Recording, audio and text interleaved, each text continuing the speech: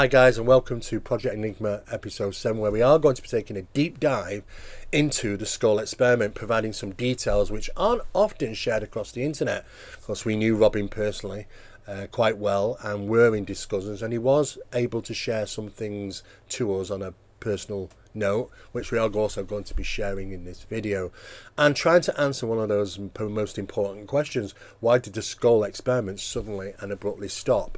And there's probably a very good, interesting reason why that actually happened. So we hope you enjoy this episode. Please don't forget to like, share and subscribe. It's really important, guys.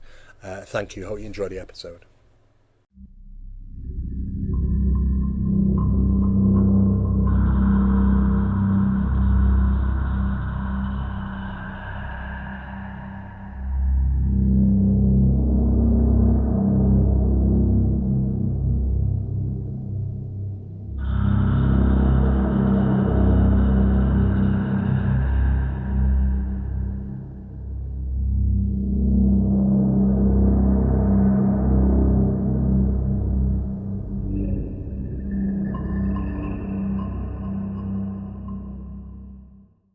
The Scole Experiment was a scientific quest for life after death. It was run by Robin Foy, who once stated, "We wanted to provide physical evidence for other people to witness, evidence that could be studied scientifically as actual proof of life after death." The journey started in 1993 when a small group of researchers began an ambiguous 5-year experiment to explore and document physical phenomena from the spirit world. The goal was to produce measurable, testable evidence that could support the existence of life beyond death. This effort culminated in 1998 with results that included audio, video and photographic material, hailed by some as the most compelling scientific inquiry into the afterlife ever conducted. Known as the Scole Experiment, named after the village of Scole in Norfolk, England, the investigation was carried out by a group of 7 individuals: Robin Foy and his wife Sandra, Diana and Albert Bennett, a French woman named Mimi, a man named Ken and his friend Burnett. The Foys, long active in paranormal research, were searching for the ideal blend of energies to help generate physical manifestations, sensory phenomena such as lights, sounds, smells, touches and tastes that could be perceived by all, not just messages conveyed through a medium. The group was independent, non-religious and apolitical. Their intent was to create a universal body of work that would resonate with people regardless of their belief system. Weekly sessions were conducted in the cellar of the Foy's home, an old farmhouse, and it was there they claimed to have made direct contact with entities from another realm, a spirit team made up of thousands of discarnate minds, some of whom had allegedly been scientists and researchers in life. The early months yielded little more than occasional knocks and faint whistles, but in April of 1993, 3 months into the experiment, an object was knocked off the table. A week later, the same thing happened again. When the group reviewed the session's audio recordings, they found that static noise ceased precisely when the object moved, suggesting to them that energy had been built up by the spirit team to affect the physical world. Of course, the question should always arise: who or what was their spirit team? In accordance with later experiments carried out by the Scientific Establishment of Parapsychology, SEP, in 2006, evidence was obtained of high deception when it came to intelligent communications and how the phenomenon was capable of obtaining information directly from the experimenters' minds. At this stage, caution should have been applied once a regular conduit of communication was established. Over the summer, phenomena intensified. Members witnessed inexplicable lights and mist, felt unseen forces tugging at their clothing, and observed object levitation. Initially, Robin and Sandra Foy served as trance mediums, allowing spirits to communicate through them. However, they felt that this method introduced psychological pressure and handed control over to the spirit team. giving the phenomenon clear access to guide them. The team then began working through Alan Bennett and later his wife Diana, through whom full verbal communication became possible during the sessions. By October 1993, the first apport, a physical object allegedly teleported from elsewhere, materialised, a mint condition Churchill crown coin, no longer in circulation since 1966. From that point, physical manifestations increased. The group witnessed light phenomena, levitation, written messages, and even partial spirit apparitions. The spirit team, said to consist of a core group including William, Albert, Joseph, and Edwin, communicated regularly across 500 sessions. Other recurring figures included Mrs. Bradshaw, a Victorian-era woman, Patrick McKenna, a Jovian ex-priest, and Raja, an Indian guide. These personalities guided the group and often commented on the experiment's direction, leading them deeper and deeper, edging them closer to a conduit of communication with non-human intelligence. On November 1st, 1993, after a session filled with unexplained thuds, the group found several objects on the table, each assigned to a member. Items included a silver thimble, a silver locket, a bracelet, a medallion, a miniature spoon and bowl, and a gold token with hieroglyphics on it. More than 70 such items would appear over the 5 years, none of which, of course, were made of iron. The spirit team attributed these abilities to create these phenomena to creative energy, a blend of their spiritual energy and human energy drawn from the group, as well as earth energy. This earth energy seemingly easier to tap when the geological location of the experiments are below ground and away from any form of UV light. Of course, the Scole experiments were being conducted in a cellar beneath the house. A spiritual doorway was reportedly created around the table, allowing spirits to pass into the cellar room more easily. You could say an electron diffusion region was created. Strange lights began to appear regularly, some as small as a pea, others the size of saucers. Members could feel them on their skin. The environment was rich with knocks, voices and sensations. They could even capture the light in the hands and could feel mass to them. I'll put my hands like this and see if the light's coming on. I don't suppose they will, but they did. They came in, they sat there. They had quite detectable mass. It was quite obvious they had mass, which surprised me. They were too bright to actually see what they were made of. The sound of drum or trumpet playing could occasionally be heard, whilst the experimenters laughed and cheered the actions on.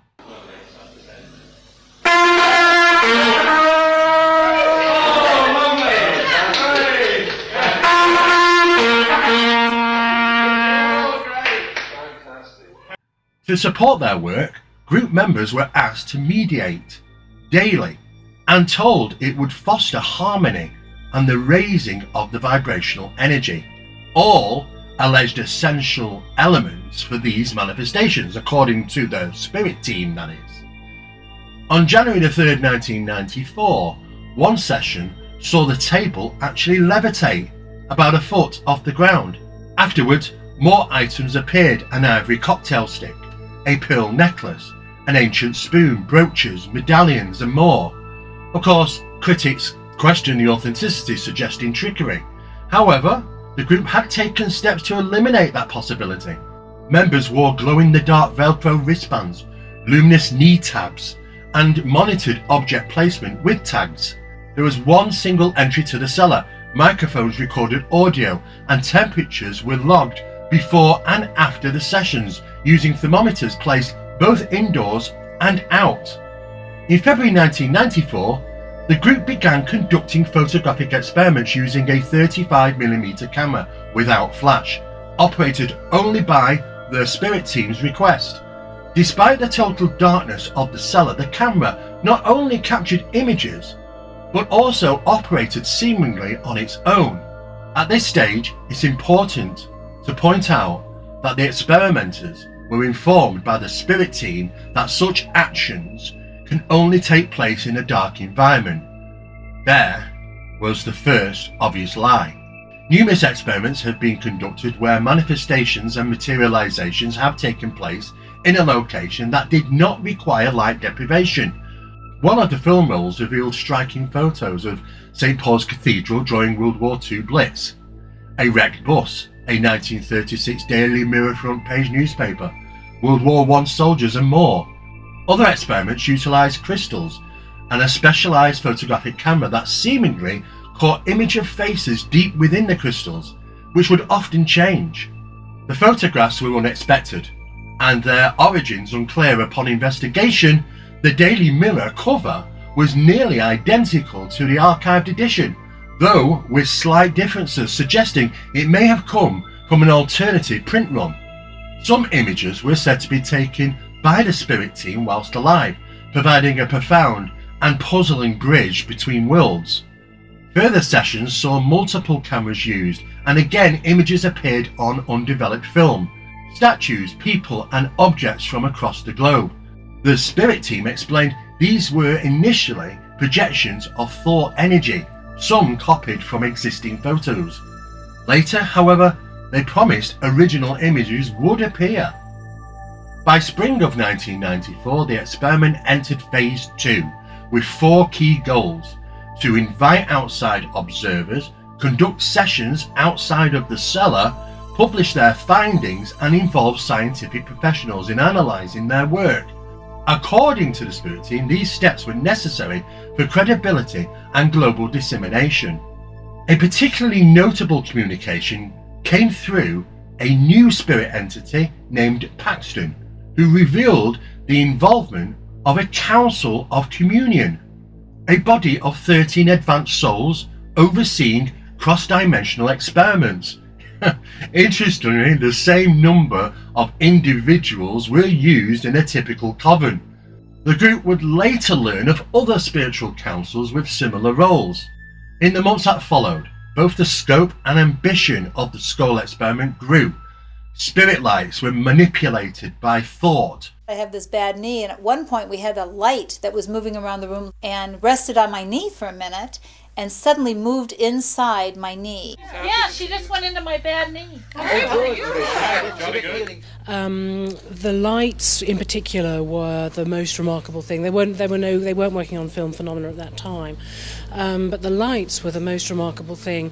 And I've actually written in one of the reports that I wrote that the little light, which seems to have a personality of its own, kept attacking me. Spoken words came seemingly from thin air, direct voice phenomena (DVP), and photographic evidence continued to accumulate. While not all events could be independently verified, many were repeatable and occurred in the presence of credible witnesses such as scientists and academics. Way that we also communicated with spirit, and which was a very effective way, was by use of an ordinary, very cheap tape recorder whose amplifiers were used by the spirit team to carry on a two-way conversation with us. We inspected this machine and found it was completely normal. Earlier, its built-in microphone had been removed to eliminate the possibility of recording anything. When the machine, which contained a blank cassette, was activated, witnesses were astonished when they heard this voice asking them a question. It was Scole Experimental Group. Yes. Yes, Scole Experimental Group. Experimenting with audio. The Scole Experiment remains a landmark investigation in the history of physical mediumship, whether viewed as groundbreaking science or controversial spiritualism. The experiment left behind a trove of data, artifacts and first-hand accounts, offering a unique perspective on the enduring question, is there life after death? The things that I saw and experienced there were things that I never have experienced before or since. I mean, just really remarkable things, including spirit lights that illuminated from out of nowhere, seemed to come from out of nowhere, moved all over the place. At one point I held both of my hands out and I asked with my mind for one of the lights to come towards me as if to test these mediums to see if this was for real. And one of the lights came flying over and touched the index finger of my right hand. So, and I could see, it was close enough that I could see that it wasn't attached to any kind of cord or fiber optic or anything like that. It was like solid light that like boom, like touch my finger. As the Scole Experiment progressed, session lengths were extended to an average of 2.5 hours, at the request of the spirit team. I'm not surprised. All objects were removed from the room: cameras, bells, paper and pencils, leaving only a single table. The spirit team also insisted that only one recording device be used and requested a glass dome with a wooden base, which they claim would help store energy for more advanced experiments.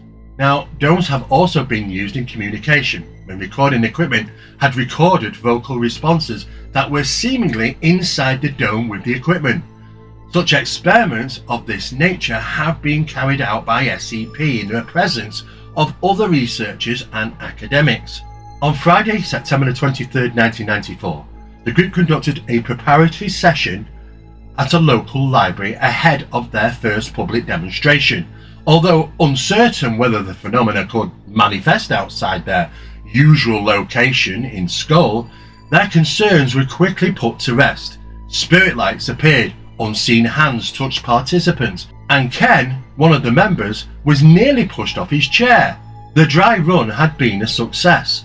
In October, the team revisited spirit photography, this time without a camera. The spirit team aimed to impress images directly onto unopened 35mm film placed on the table. If successful, the film would be then developed. Initially, the group attempted to stretch out a roll of 35mm film and place Polaroid film packs on the table. However, lacking the chemicals to process the Polaroid film, they were unable to develop any images. Unfazed, they tried again, this time placing a factory-sealed roll of film on the table along with 2 face-down Polaroid films. After the session, they developed the film by reinserting it into the cassette and running it through a Polaroid camera with the lens blocked. Although the results were faint, some shapes began to appear. When the group discovered that Polaroid produced a 35mm film suitable for home development, they acquired the necessary equipment. Since the sessions were conducted in near total darkness, any appearance of images on the film was inexplicable by conventional means. Yet they began developing unexpected results. Portraits, including one believed to be of Sir Arthur Conan Doyle, sheet music, underwater scenes, and strange writings, and even complex images described as depictions of other realms, some containing recognizable faces within bubbles as if peering into an unseeable matrix. On October the 4th, 1994, the group welcomed its first guest observer. Were they like solid balls or? Yeah, you couldn't see through them, but they were coloured, and they were pink and blue and white, but light colours, and they bounced around, and if they bounced on the table, they went through the table and come out up again onto the floor, from the floor and up and around people, and you could see faces when the balls got nearer to people. You could see whether they were a man or a woman, and this went on for a while. Over time, they began inviting more attendees, first 2, then 6. These visitors' sessions were consistently successful, boosting confidence ahead of their public debut. By summer of 1995, the group began sensing full-formed spirit beings in the room and hearing them drag chairs from around the cellar and feeling the texture of their clothes as they passed by. A defined feature of the Scole Experiment was the group's openness to external scrutiny. On October 2nd, 1995, 3 members of SPR, the Society for Psychical Research, Montague Keane, Professor Arthur Ellison and Professor David Fontana, attended the first session under scientific observation. Known for its rigorous standards, SPR's involvement was significant. I was shown many fascinating photographs, Keane said. If authentic, they were physical phenomena worth serious investigation. He noted that while the group did not exhibit the behaviour of fraudsters, scientific rigour demanded caution and objectivity. A 6-session investigation series was launched in October of 1995. The SPR implemented strict protocols, sealing doors, searching adjacent rooms and maintaining full control over the film material, including cassette recordings and vocal responses that seemingly appeared on cassette, even though the recording head was taken out of the recorder. Additional experts, including engineers and psychologists, astrophysicists, and representatives from the institutions like NASA and the Institute of Noetic Sciences, participated. Now you might ask, why are NASA scientists even there? Sessions were held initially in locations such as Germany, Spain, Ireland, the US and Switzerland, and no evidence of fraud was ever discovered. The debate about Scole. Now there are one or two things I want to say in opening. This study day is dedicated to discussing the authenticity of the phenomena that's said to have manifested at Scole. And the authors are going to put forward reasons why we should regard the physical phenomena as paranormal and the mental mediumship as genuine. And by genuine, I mean that the communications came from the subconscious minds of the mediums, whether or not that material was put into their minds from external sources. What is interesting is that it was revealed that they were being spied upon by numerous 3-letter agencies from the US. Dr. Hans Scheer, a businessman and legal scholar, attended 13 sessions, including some in his own home. If there had been any deception in their usual setting, it would not have been possible in my house, he stated. I witnessed highly convincing phenomena, including a trumpet playing without a mouthpiece and a drum solo performing without drumsticks. Dr. Scheer firmly believed the events were genuine. For a photography experiment, a 4-stage security protocol was introduced. Investigators provided the film, ensured that it was factory sealed, maintained possession during the session, and handled all development. At a session on January the 13th, 1996, Professor Ellison followed this particular protocol. After developing the film, the team found Greek letters on a green background, M, E, and N. Later sessions revealed further anomalies, mirror images of Latin phrases, German poems, and sequences of symbols and sigils. Now, Diana Bennett, part of the experiment, expressed her amazement. The film was factory sealed, yet we saw faces, writing, images. How do you explain that, she stated. By August 1996, security was upgraded again to a sealed wooden box, which could not be opened without breaking tamper-proof seals. Around this time, a group began audio experiments during a Valentine's Day session. Their tape player used for background music began emitting strange noises. A spirit communicator explained that this was a new form of contact. Despite reducing the volume, the noises persisted. Eventually, the group realized they were hearing voices. Using a battery-powered recorder without a microphone, the first clear word hello was captured.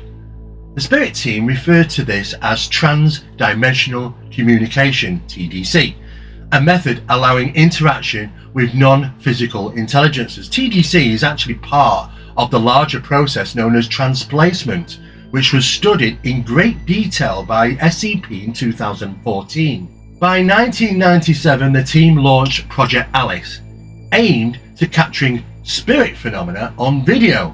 Initially discouraged due to concerns over camera interference, a new communicator eventually encouraged the group to build a double psychomantium, a setup involving 2 mirrors and a video camera.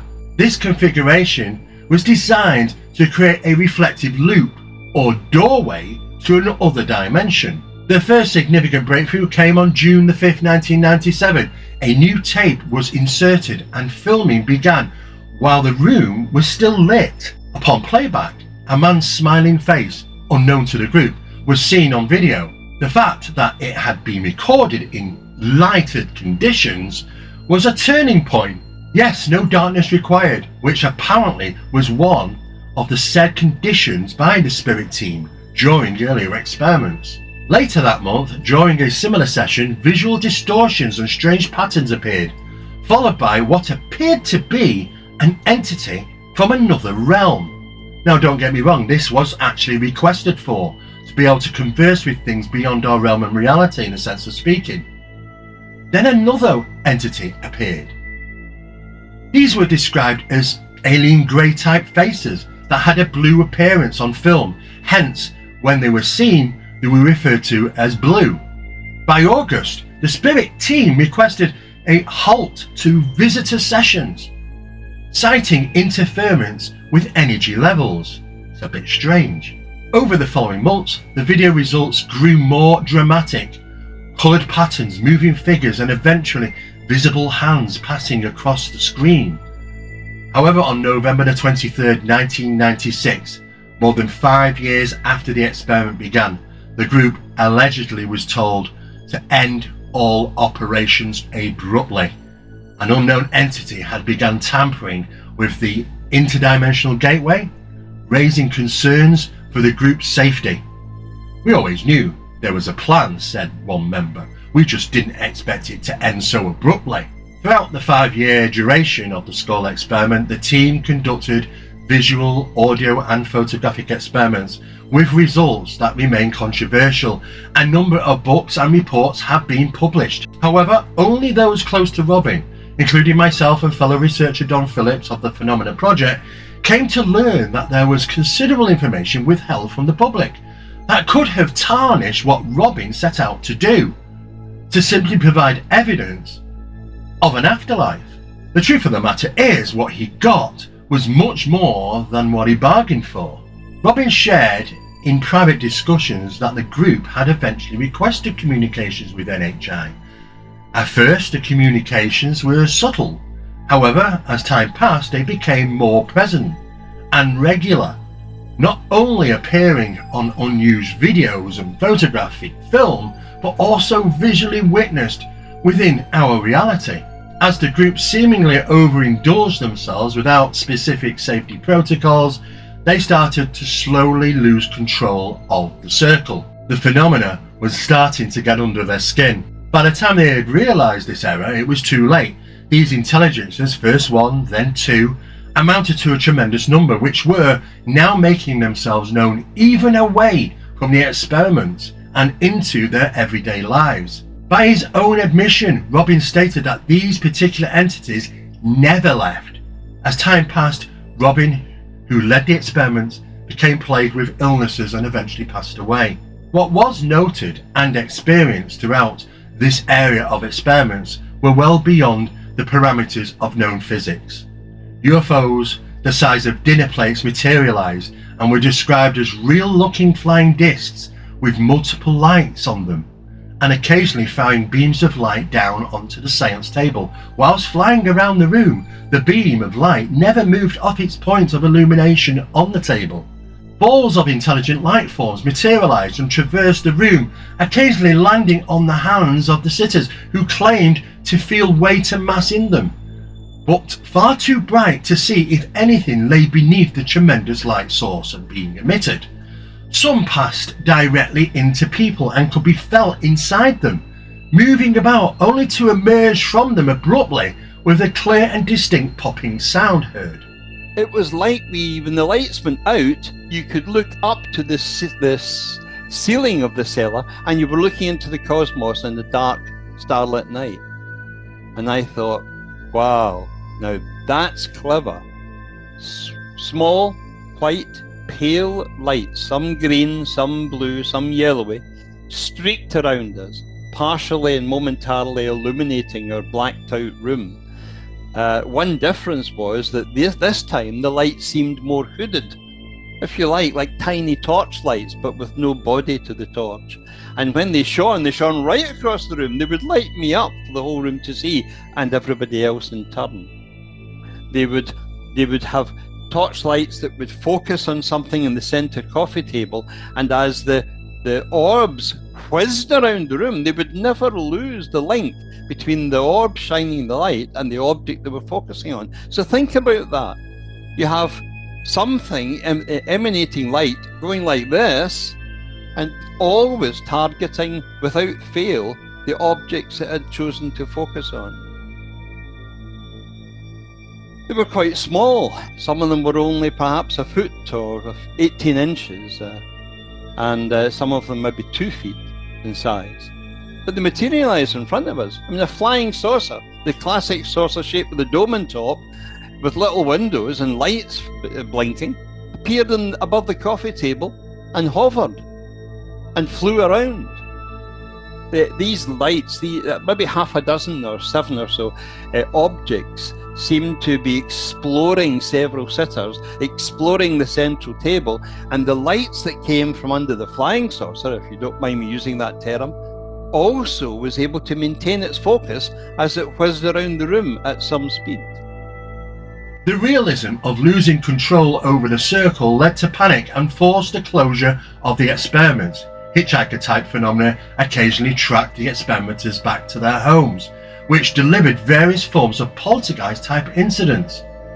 Though further experiments continued, some referred to as advanced Scole by other interested parties, including Phenomena Project, which was conducted by the scientific establishment of parapsychology, for which Robin had a very keen interest in. As for Scole, this level of physical materialization was never to be reached again. The nearest was SCP's efforts from 2003 to 2016, where the very same balls of light phenomena demonstrated metaphysical actions such as passing through experimenters' tables and also bouncing on them, as if impacting on the solid surface, identical to what was witnessed at Scole.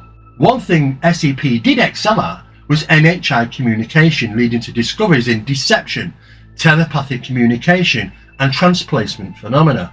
To date, such experiments do continue, even carried out in secret, such as the Lawrence Livermore National Laboratory in the US, and others that cannot yet be mentioned. After this, scientist Harry Oldfield, a colleague of the Scole group, attempts further communication. We would like to ask the question of the appearance of your space.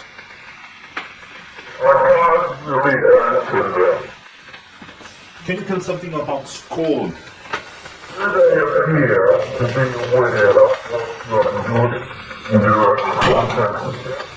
Thank you.